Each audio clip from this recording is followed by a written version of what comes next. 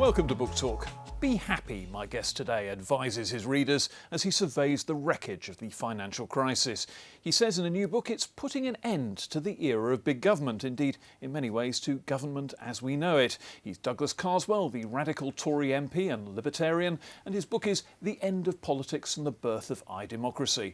And Douglas, you open up with the suggestion that one of the problems behind the growth of big government is simply that if you have differential tax rates and rich people pay more, it's possible for people to vote for big government in the knowledge that they won't be footing the bill. That's absolutely right. One of the reasons why government has grown so big throughout the West, I argue in the book, is not the invention of universal suffrage, it's not the growth of democracy, it's the invention of unequal tax at the beginning of the last century. This, as you say, allowed the costs of big government to be passed over to your neighbour, or so people thought, and spread unequally. And as we've seen government grow, they found ever more innovative ways of concealing the costs. They started off with unequal taxation, then they resorted to borrowing, and since 1971 they've been manipulating the money to pay for it. But it's the end of the road for that. One of the disturbing points in your book is that governments are losing control both of the money and of their tax base, because people can simply go elsewhere. The richest people are the ones with who perhaps have intellectual capital. Right. Louis XIV's finance minister described the art of taxing as plucking feathers from the goose with the minimum amount of hissing. But because of the digital revolution, the geese, not just the rich geese, but a lot of geese can actually fly. And, you know, the thing that we tax, or the thing that governments tax increasingly, is intellectual property. And we're increasingly seeing that intellectual property is as mobile as an email. So it's going to become more difficult for governments to tax unequally and unfairly. But, you know, money, the nature of money is itself changing. We're so used to the idea of money being a government monopoly. I argue in the book that actually the digital revolution means that monopoly money system, monopoly money in the literal and the board game sense of the word, is coming to an end. The idea, as I understand it, is that it would be quite possible for someone to have sort of an app on their superphone which will allow them to decide whether this week they want to be paid in pounds or in euros or in dollars or in whatever currency they fancy. Yeah. Or I think we can look at countries where they have payments using mobile phone and digital technology, but without banks. In for example, parts of Africa, they have the M-Pesa system. Once you enter the realm of being able to pay for things without expensive banks with their bonuses and their expensive buildings attached, you begin to redefine the nature of money. And once we're no longer all forced to live under the tyranny of the George Osborne pound, government can't keep fleecing us through inflation tax. And so, you know, the hidden ways that government pays for more government begin, you know, the pillars on which big government rests begin to crumble. And I think it's quite an intriguing thought. And very few people in Westminster, I think, have begun to realise that the financial crisis is not just a crisis of the euro. It's not just a crisis caused by irresponsible banks and irresponsible lending. It's fundamentally a crisis for the Western model that maintains that you can have a Western-type welfare system based on a diminishing pool of wealth creators. And what happens if at some point the financial base on which big government rests simply isn't there anymore? Well, we're starting to see it. In Greece, I get fed up listening to rather cocky Brits looking at Greece and saying, ha, look at their problems. Actually, we're in a far worse situation. And what we're seeing in Greece, I'm afraid, I think we're going to start seeing in other Western countries. You know, I think Britain and America and many European countries are going to have to learn to cope with less government. It's a mathematical inevitability. People say, you know, people don't vote for Christmas, turkeys don't vote for Christmas, but, you know, December the 25th still happens. Unless politicians can reinvent the laws of maths, you know, what Greece has had to do, which is to scale down government spending dramatically, we're all going to have to do. That's the bad news. The good news, though, is that actually, thanks to the internet and digital technology, we don't need government the way that we assume we do. And I think we're about to discover, actually, the West was at its most dynamic and innovative when it had smaller government. And I think we're going to have to, and we can, have less government and be happy. I wanted to explore that particular point, actually. What do you mean by the idea that the internet means we can have smaller government? Does that mean that we crowdsource the route of the next motorway? Does it mean that individuals are managing little budgets on their own to pay for their education, to decide how much to put in the pension this month or whatever? Well, look at it this way. If you argue, as I do, that public administration in Britain under successive governments has been pretty inept at converting tax pounds into public services.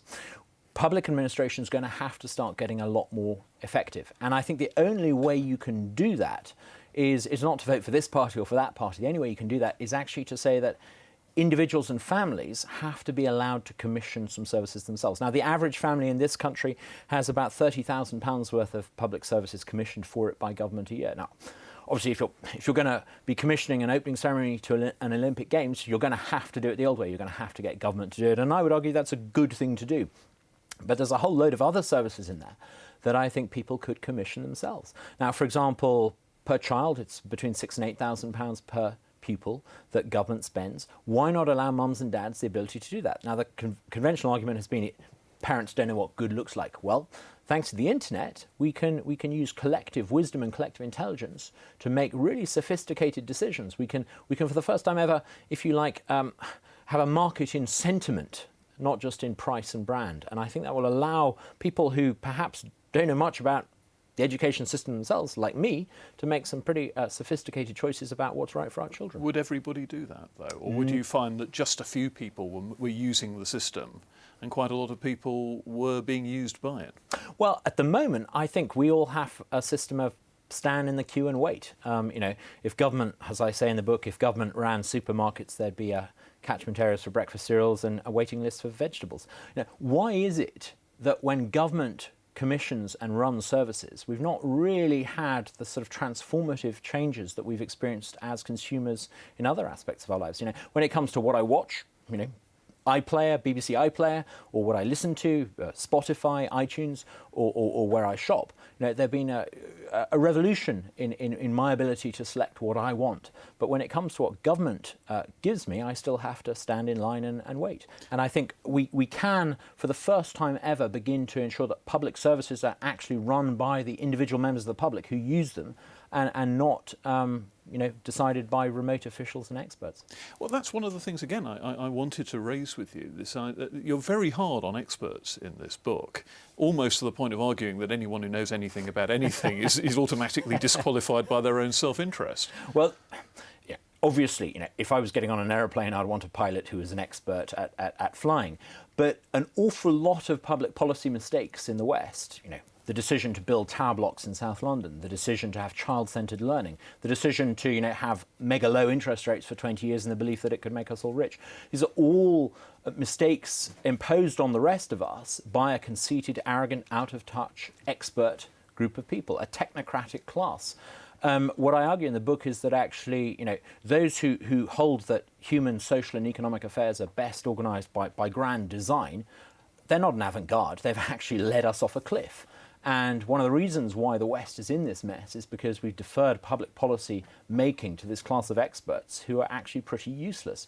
So, I think we could do without expert public policy decision makers and let the public actually determine public policy. But couldn't you just as easily be led off a cliff as the result of some sort of internet-generated opinion polling as you could be by experts? Well, I tend to trust, sometimes the people in aggregate get things wrong, but I can't help noticing that most of the great public policy failures of our time, the euro, Alan Greenspan economics, Mervyn King's management of the interest rates, most of the public policy disasters that we faced as a society have tended to come not just from the top, but as a result of the conceits of the elite. We all like the idea of this sort of expert class, but actually they turn out to be pretty fallible. Again and again and again, the crowd tends to have a greater wisdom than the priestly elite. Well, I do have reservations about this, because you can see a situation where you have, as it were, government by rolling referenda, which in turn follow kind of emotional spasms. And we see it quite a lot at the moment, that there is great sort of upwellings of emotion on this, that and the other, and 3 weeks later everyone's wondering quite what all the fuss was about. And that's probably not a particularly sustainable way to run a government, but it seems to be the way you're pointing. Well, I think your argument's an argument against democracy, and I'm quite sure that, in the 1830s, when people were arguing whether the vote should be extended to ordinary people, we would have heard similar points of view put forward, saying, these emotional masses, they don't know what's right for them.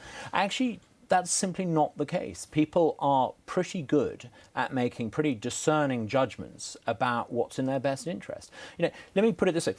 again and again and again, we defer to politicians and officials to make decisions on behalf of all of us. We're trapped into terms of thinking that collective decisions have to be made this way.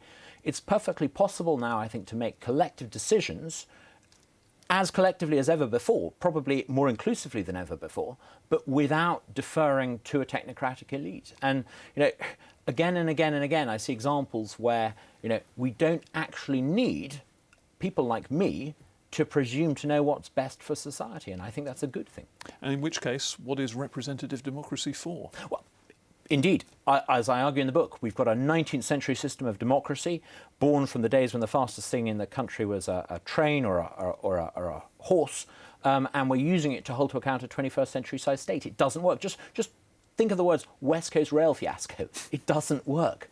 So maybe what we need is to have a direct system of democracy, so that when we do need elected officials, we can use direct democracy to make sure they actually do the things we want.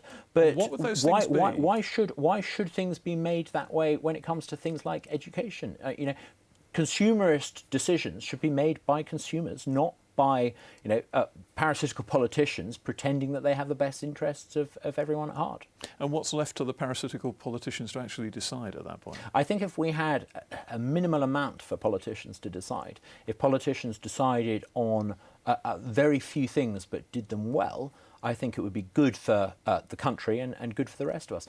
Frankly, do we really need to have a national curriculum so that every politician throws in their tuppence worth, decides on a curriculum that we then impose on every child? Why can't we have a tailor-made curriculum plan for every child? I mean, I think the children that I represent in my constituency are important enough to have their own curriculum. It's technically possible to do it. Why should people like me impose a national curriculum on hundreds, millions of different children?